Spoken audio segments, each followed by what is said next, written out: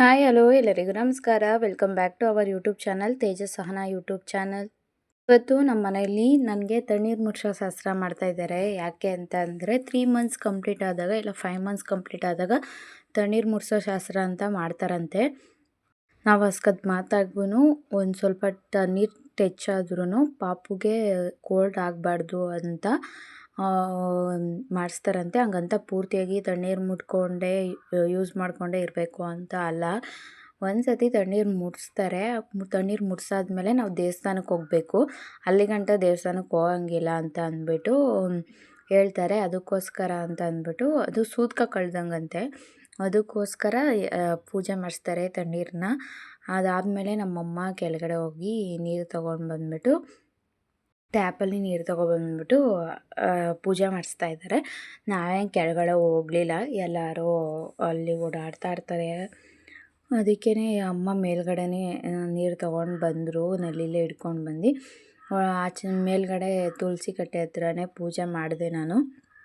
ಇದಾದಮೇಲೆ ನಾವು ನೆಕ್ಸ್ಟು ದೇವಸ್ಥಾನಕ್ಕೆ ಹೋಗ್ಬೋದು ಅಂತ ಅಂದ್ಬಿಟ್ಟು ಹೇಳ್ತಾರೆ. ಅದಕ್ಕೋಸ್ಕರ ಅಂತ ಅಂದ್ಬಿಟ್ಟು ನಾವು ಇದು ಶಾಸ್ತ್ರ ಎಲ್ಲ ಮುಗಿಸ್ಕೊತಿದ್ದೋ.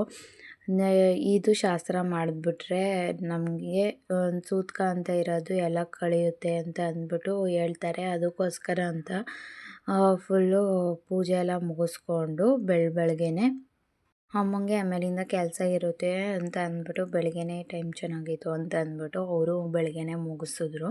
ಪೂಜೆ ಎಲ್ಲನೂ ಮುಗಿಸಿ ಅದಾದಮೇಲೆ ಅಮ್ಮ ಏನು ಕೆಲಸ ಐತೆ ಅದನ್ನು ಮಾಡಿಕೊಂಡ್ರು. ಅವ್ರನ್ನೂ ನಮ್ಮ ಮನೆ ಹತ್ರ 3 ಜನನ ಕರೆದು ಕುಂಕುಮ ಕೊಡಬೇಕು ಅಂತ ಅಂದ್ಬಿಟ್ಟು ಅವರು ಎಲ್ಲ ರೆಡಿ ಮಾಡ್ಕೊತಾಯಿತ್ತು ಅಮ್ಮ.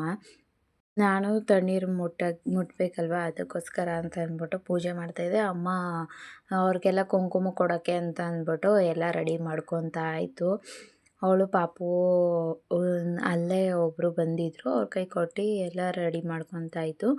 ಅವಳೇ ಎದ್ದಿದ್ಲಲ್ವ, ಅವಳೇ ಎದ್ದಿದ್ಲು. ಅದಕ್ಕೆ ಅದಾದಮೇಲೆ ನಾನು ನೀರನ್ನ ಸಣ್ಣ ಮಾಡಿಕೊಂಡು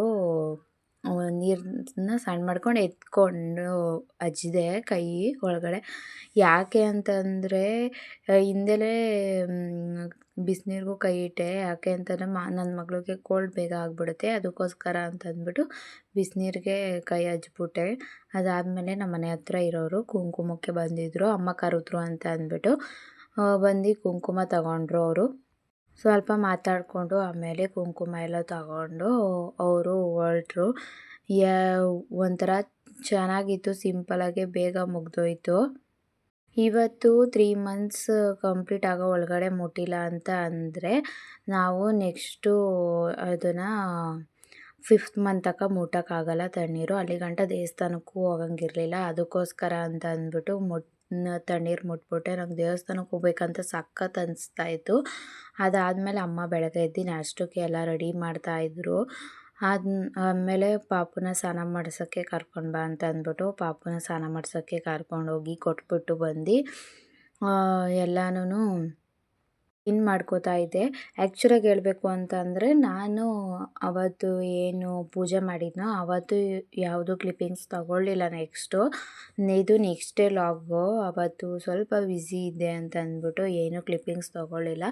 ಅದರ ನೆಕ್ಸ್ಟ್ ಡೇ ಲಾಗಲ್ಲಿ ಎಲ್ಲನೂ ಕ್ಲೀನ್ ಮಾಡಿಕೊಂಡು ಮನೆಯದು ಫುಲ್ಲು ರೂಮಲ್ಲಂತೂ ಅದು ಎಲ್ಲಿ ಧೂಳು ಬರುತ್ತೆ ಅಂತಲೇ ಗೊತ್ತಾಗಲ್ಲ. ಕಿಟಕಿ ಮೇಲೆ ಎಲ್ಲ ತವು ಧೂಳೇ ಇರುತ್ತೆ. ಎಲ್ಲ ಕ್ಲೀನ್ ಮಾಡ್ತಾ ಇರೋದು. ಅವಳಿಗೆ ಡಸ್ಟ್ ಅಲರ್ಜಿ ಆಗುತ್ತೆ ಅಂತ ಅಂದ್ಬಿಟ್ಟು ಸಖತ್ತು ಕ್ಲೀನಿಂಗಲ್ಲೇ ಇರ್ತೀನಿ ಯಾವಾಗ್ಲೂ. ಅಲ್ಲಿ ಕ್ಲೀನ್ ಮಾಡಿ ಇಲ್ಲಿ ಕ್ಲೀನ್ ಮಾಡು ಅಂದ್ಕೊಂಡು ನಮ್ಮಮ್ಮ ಅಂತೂ ಮಾಡ್ತಾಳೆ ಕ್ಲೀನು. ಅದು ಎಷ್ಟು ಮಾಡ್ತೀಯೇ ಅಂತ ಇರುತ್ತೆ. ನಾನು ಒಬ್ಬಳೇ ಇದ್ದರೆ ಅಷ್ಟು ಫೀಲ್ ಮಾಡ್ಕೋತಾ ಇರಲಿಲ್ಲ. ಅವಳು ಇರ್ತಾಳೆ ಅಲ್ವಾ, ಅದಕ್ಕೋಸ್ಕರ ಅಂದ್ಬಿಟ್ಟು ಎಲ್ಲ ಕ್ಲೀನ್ ಮಾಡ್ಕೋತಾ ಇರ್ತೀನಿ.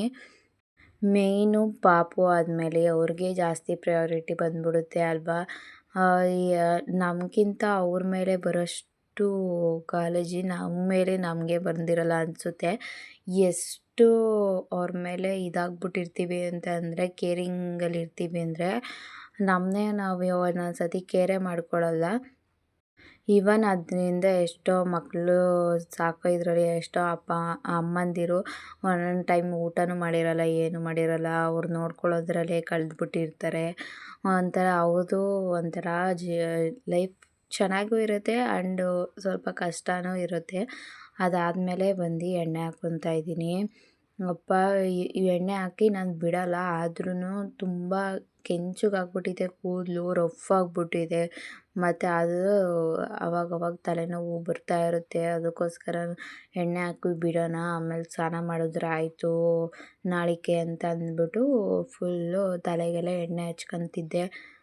ಇವಾಗ ಕೋಲ್ಡ್ ಇರುತ್ತೆ ಅಲ್ವಾ, ಏನೂ ಅನಿಸಲ್ಲ ನನಗೆ. ಅಷ್ಟು ಸೆಕೆ ಆದಾಗ ನನಗೆ ಎಣ್ಣೆ ಹಾಕ್ಕೊಂಡು ಇರೋಕ್ಕೆ ಆಗಲ್ಲ. ಇವಾಗ ಏನು ಫೀಲ್ ಆಗಲ್ಲ, ಹಾಕ್ಕೊತೀನಿ, ಎಣ್ಣೆ ಹಾಕ್ಕೊಂಡು ಇರ್ತೀನಿ. ಒಂಥರ ಇದನ್ನಿಸ್ಬಿಡುತ್ತೆ, ಎಷ್ಟು ಸೆಕೆ ಆಗ್ತಾ ಇರೋದು ಗೊತ್ತಾ. ಅದಾದಮೇಲೆ ಸ್ನಾನ ಮಾಡ್ಕೊಂಡು ಬಂದ್ಬಿಟ್ಟು ನಮ್ಮಮ್ಮ ಉಪ್ಪಿಟ್ಟು ಮಾಡಿತ್ತು, ತಿಂದ್ಬಿಟ್ಟು ಮಲ್ಕೊಂಡಿದ್ದೆ. ಅದಾದಮೇಲೆ ನಮ್ಮಮ್ಮ ಏನೋ ಕೆಲಸ ಮಾಡ್ತಾಯಿದ್ರು ಆಚೆ ಕಡೆ. ನನಗೆ ಹಾಲು ಕುಡಿಬೇಕು ಅಂತ ಅನಿಸ್ತು ಅಂತ ಹೊಟ್ಟೆ ಹಸಿದಾಯಿತು ಮಲಗಿ ಎದ್ದಾದ್ಮೇಲೆ. ಅದಕ್ಕೆ ಎದ್ಬಿಟ್ಟು ಬಂದು ಹಾಲು ಕಾಯಿಸ್ಕೊತಿದ್ದೆ. ನಮ್ಮ ಮನೇಲಿ ಅದು ತಣ್ಣೀರು ಮುಟ್ಟೋ ಶಾಸ್ತ್ರ ಮಾಡೋ ಗಂಟನೂ ನಾವು ಅಡುಗೆ ಮನೆಗೆ ಹೋಗಂಗೂ ಇಲ್ಲ, ಅಡುಗೆ ಮನೆ ಸ್ಟವ್ ಹಚ್ಚಂಗಿಲ್ಲ ಅಂತ ಅಂತಾರೆ. ಅದಕ್ಕೋಸ್ಕರ ತಣ್ಣೀರು ಮುಟ್ಟಿದೆ ಅಲ್ವಾ, ಅದಕ್ಕೆ ಹಾಲು ಮಾಡ್ಕೊಂಡು ಕುಡಿಯೋಣ ಅಂತ ಅಂದ್ಬಿಟ್ಟು ಮಾಡ್ತಾಯಿದ್ದೀನಿ.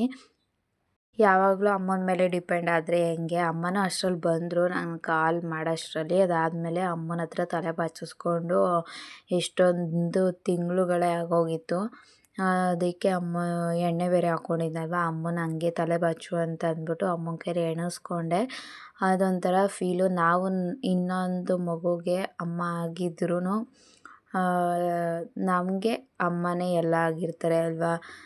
ನನಗಂತೂ ನಮ್ಮ ಅಮ್ಮನ ಕೈಲಿ ತಲೆ ಬಾಚಿಸ್ಕೊಳ್ಳೋದು, ತಲೆಗೆ ಎಣ್ಣೆ ಹಾಕ್ಕೊಳ್ಳೋದು ಅಂದರೆ ಸಖತ್ ಇಷ್ಟ. ತಲೆ ಬಾಚಿಸ್ಕೊಂಡು ಆಮೇಲೆ ಬಂದ್ಬಿಟ್ಟು ಮಾಮೂಲಿ ಸ್ಕಿನ್ ಕೇರ್ ಏನೈತೆ ಅದು ಮುಗಿಸ್ಕೊಂಡು ಬಂದು ಅವಳ ಜೊತೆ ಸ್ವಲ್ಪ ಹೊತ್ತು ಆಟ ಆಡಿಕೊಂಡು ಮಾತಾಡಿಕೊಂಡು ಟಿ ವಿ ಹಾಕ್ಕೊಂಡು ನೋಡ್ತಿದ್ದೆ. ಆಮೇಲೆ ಅವಳು ಅಲ್ಲೇ ಮಲಗಿದ್ಲು. ಅವಳು ಟಿ ವಿ ಸೌಂಡ್ಗೆ ಸ್ವಲ್ಪ ಎಲ್ಲನೂ ನೋಡೋಕ್ಕೆ ಇದು ನೋಡ್ತಾಳೆ. ಸೌಂಡ್ ಎಲ್ಲಿ ಬರ್ತಿರುತ್ತೆ ಅಲ್ಲಿ ಎಲ್ಲ ಫುಲ್ಲು ತಲೆ ಎಲ್ಲ ತಿರುಗಿಸಿ ನೋಡ್ತಾ ಇರ್ತಾಳೆ. ಅದಕ್ಕೆ ಅವಳನ್ನೂ ಉಳ್ಳಾಕ್ಕೊಂಡು ಬಟ್ಟೆ ಇತ್ತಲ್ವ, ಬಟ್ಟೆ ಎಲ್ಲ ಮರ್ಚ್ಕೊತಿದ್ದೆ. ಮತ್ತು ನಾವು ಪಾಪುಗೆ ಯಾವ್ಯಾವ ಡೈಲಿ ಯೂಸ್ಗೆ ಬಟ್ಟೆ ಯೂಸ್ ಮಾಡ್ತೀವಿ ಅದು, ಮತ್ತು ಅವಳು ಹಾಕ್ಕೊಂಡಿದ್ದು ಅವೆಲ್ಲನೂ ಒಗ್ದಾಕಿತ್ತಲ್ವ, ಅವನ್ನೆಲ್ಲನೂ ತಂದು ಹಾಕಿ ತೊಗೊಂಬರ್ಸೋಣ ಅಂತ ಅಂದ್ಬಿಟ್ಟು ನಾನೇ ಮರ್ಚ್ಕೊತಿದ್ದೆ. ಅಮ್ಮ ಅಂತೂ ಏನೂ ಮಾಡಿಸ್ಕೊಡಲ್ಲ, ನಾನೇ ಮಾಡ್ಕೊತೀನಿ ಬಿಡು ಅಂತ ಅಂತಾರೆ. ಆದ್ರೂ ಯಾವಾಗಲೂ ಅಮ್ಮನ ಮೇಲೆ ಡಿಪೆಂಡ್ ಆಗೋಕ್ಕಾಗಲ್ಲ ಅಲ್ವಾ. ಮರ್ಚ್ಕೊಂಡು ನಮ್ಮ ಹಸ್ಬೆಂಡ್ ಬರ್ತೀನಿ ಅಂದರು, ಅವ್ರಿಗೆ ವೆಯ್ಟ್ ಮಾಡ್ತಿದ್ದೆ. ಫೈನಲಿ ಬಂದರು. ಆಮೇಲೆ ನ್ಯೂಟ್ರಿ ಚಾಯ್ಸ್ ಅವ್ರದ್ದು ಬಿಸ್ಕೆಟ್ ತೊಗೊಬನ್ನಿ ಅಂತ ಹೇಳಿದ್ದೆ, ತಂದಿದ್ದರು. ಇಷ್ಟ ಆಗಿತ್ತು ಇವತ್ತಿನ vlog. Thank you so much.